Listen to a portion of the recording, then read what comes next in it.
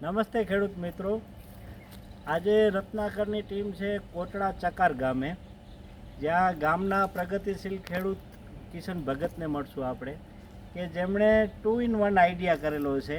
2-in-1 idea કેવો છે, ખાલી જાણકારી માટેનો આ વિડીયો છે કે જો આપણા ફાર્મ ઉપર જો આવી ટ્યુબ હોય જેની અંદર આપણે ફ્રૂટ છે કે કોઈ પણ આપણે વસ્તુ આની અંદર નાખીએ છીએ, જે પ્રોસેસ થઈ જાય છે, પ્રોસેસ થયા પછી જે આખી ટ્યુબની અંદર આપણે જે આપણા ફાર્મની અંદર મોકલાવીએ છીએ, આમનામાંથી કિશન ભગતે એક આઈડિયા કરેલો છે.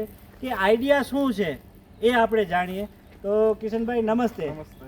તો તમે આમાં જે 2-in-1 જે આઈડિયા કરેલો છે કે આનામાંથી ગેસ ઉત્પન્ન કર્યો છે તમે, તો એ કઈ રીતના કર્યો છે થોડુંક તમે અમને સમજાવો. સાહેબ, પહેલાં તો આપણે ખાલી ટ્યુબનો એમ જ ઉપયોગ કરતા, ગેસ વેસ્ટેજ થતો હતો. એનામાં આપણે પછી એની થોડીક બારે લગાડીને જોયું તો ગેસ ચાલુ થાય જો, તો આપણે એની રીતે પ્રોસેસ ચાલુ કરી, તો લાઈન લઈ ગયા હતી એટલેથી આપણે રસોડા સુધી.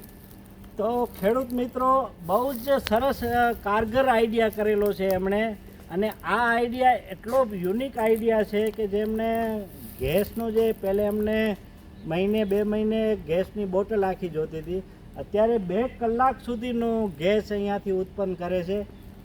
એક તો ટ્યુબ ખેતરની અંદર કામ આવે છે અને અહીંયાથી જો ગેસની લાઈન બનાવી છે.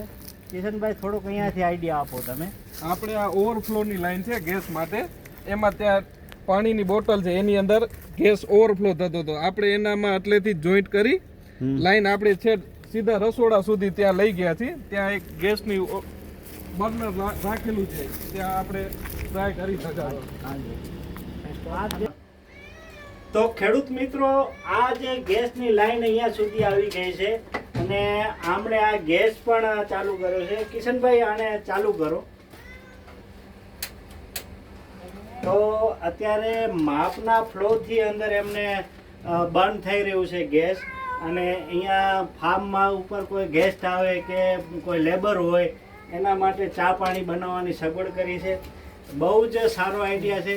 જો આપની પાસે જો આવી ટ્યુબ હોય તો આપ આવી રીતના આઈડિયાથી આપ કરી શકો છો. 2 કલાકનો ગેસ મળી રહેશે, તો આ બાયોગેસ તરીકે પણ આપણે ઉપયોગ કરી શકીએ છીએ.